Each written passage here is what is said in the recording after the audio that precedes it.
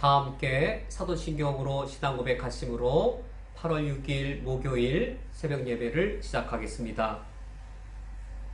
전능하사 천지를 만드신 하나님 아버지를 내가 믿사오며 그 외아들 우리 주 예수 그리스도를 믿사오니 이는 성령으로 잉태하사 동정녀 마리아에게 나시고 본디오 빌라도에게 고난을 받으사 십자가에 못 박혀 죽으시고 장사한 지 사흘 만에 죽은 자 가운데에서 다시 살아나시며 하늘에 오르사 전능하신 하나님 우편에 앉아 계시다가 저리로서 산자와 죽은 자를 심판하러 오시리라.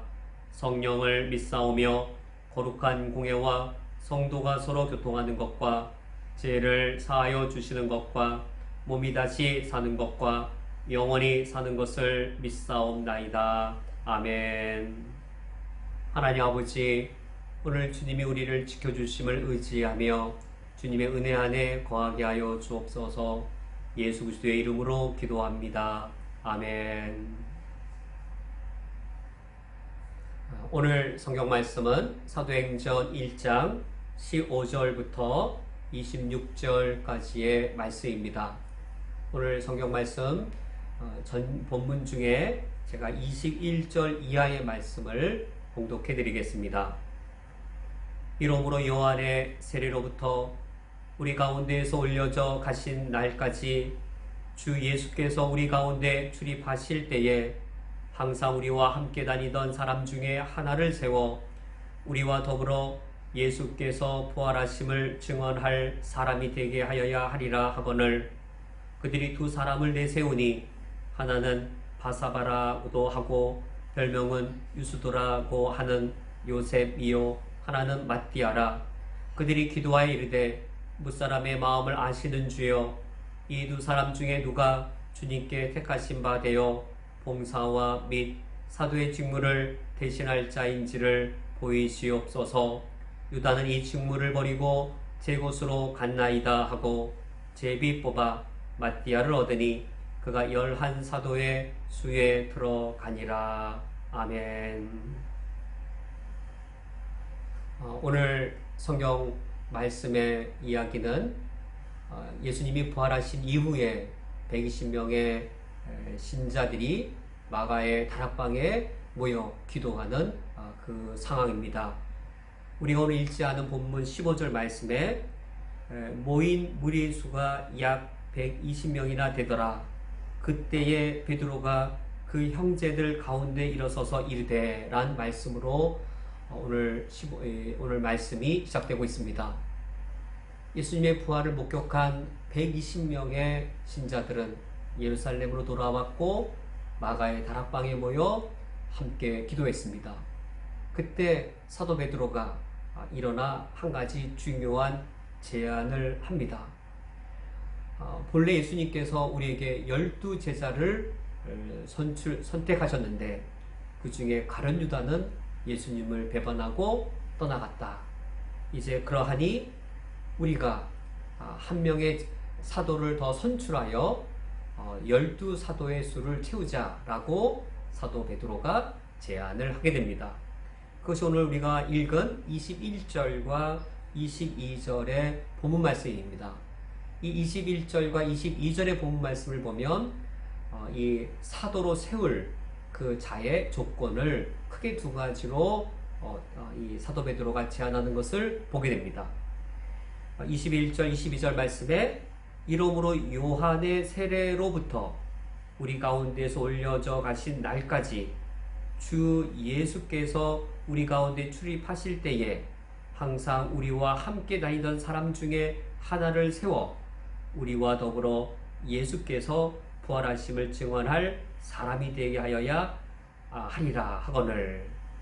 이 말씀에서 사도로 선출될 자격 최소한 두 가지가 있습니다. 첫 번째는 예수님이 공생의 사역을 하실 때 그 3년 동안 함께 제자들과 함께 있었던 이 조건입니다. 즉 예수님의 말씀, 예수님의 사역 직접 귀로 듣고 직접 눈으로 그 사역을 본 사람, 이것이 첫 번째 조건이고, 또 한 가지는 예수께서 부활하심을 증언할 수 있는 예수 부활의 목격자여야 사도로 선출될 수 있었습니다. 그래 120명의 신자들이 2명의 후보를 추천합니다. 하나는 유스도라고도 하는 요셉이었고 또 한 사람은 마띠아란 사람이었습니다. 이 둘을 놓고 기도합니다.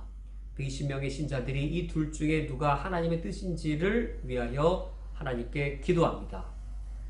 무사람의 마음을 아시는 주여, 이 두 사람 중에 누가 주님께 택하신 바 되어 봉사와 사도의 직무를 대신할 자인지를 보이시옵소서.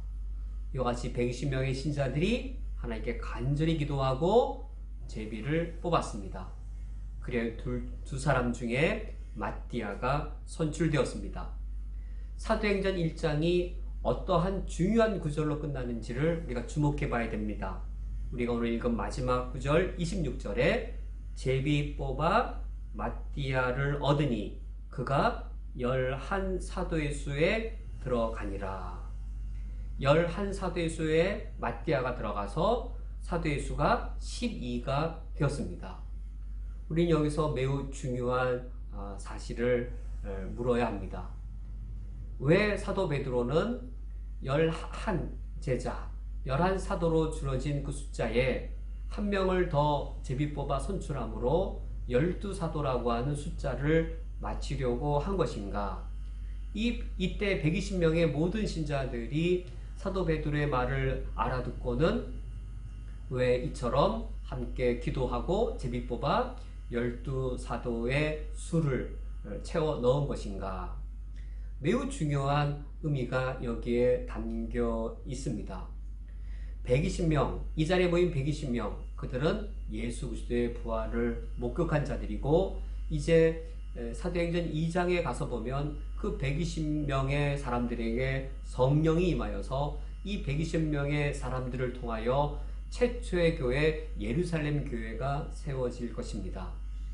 이 11사도의 이 마띠아를 통해 12사도의 숫자를 채우는 것을 통해 이 최초의 그리스도인들이 우리 자신이 누구인지를 이해했는지를 알 수 있습니다. 예수 믿는 자가 누구인가? 예수 믿는 자 그들이 구성한 교회 공동체가 무엇인지를 어떤 공동체로 이해했는지를 알 수 있습니다. 구약 시대의 하나님 백성은 이스라엘 나라였습니다. 이스라엘 나라는 12지파로 구성되어 있었습니다. 12지파로 구성된 이스라엘, 12지파로 구성된 이스라엘이 하나님의 나라였고 그 이스라엘 백성이 하나님의 백성이었습니다. 신약 시대의 영적 이스라엘은 누구이겠습니까? 신약 시대의 영적 이스라엘은 바로 교회입니다. 구약 시대의 하나님의 나라가 이스라엘 백성들이었다면 신약 시대의 하나님의 나라는 신약 시대의 하나님의 나라를 보여주는 그 공동체는 누구이겠습니까? 바로 교회 공동체입니다. 바로 우리입니다. 쿠웨이트에 하나님의 나라가 임하였는데 쿠웨이트에 하나님의 나라가 임한 그 구체적인 실체가 무엇입니까?